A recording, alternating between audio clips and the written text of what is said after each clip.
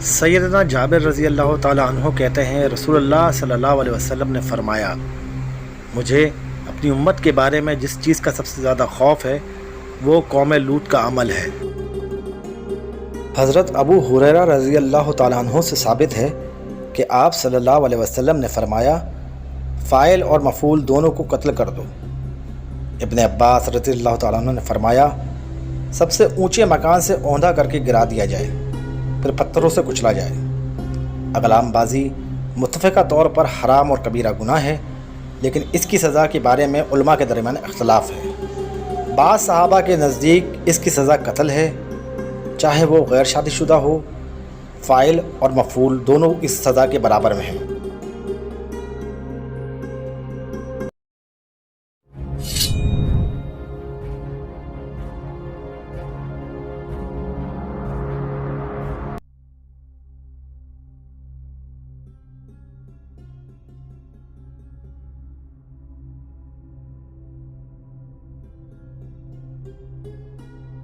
سیدنا حضرت عبداللہ بن مسعود رضی اللہ تعالیٰ عنہ فرماتے ہیں عمر رضی اللہ تعالیٰ عنہ کے اسلام لانے کے بعد پھر ہمیں ہمیشہ عزت حاصل رہی۔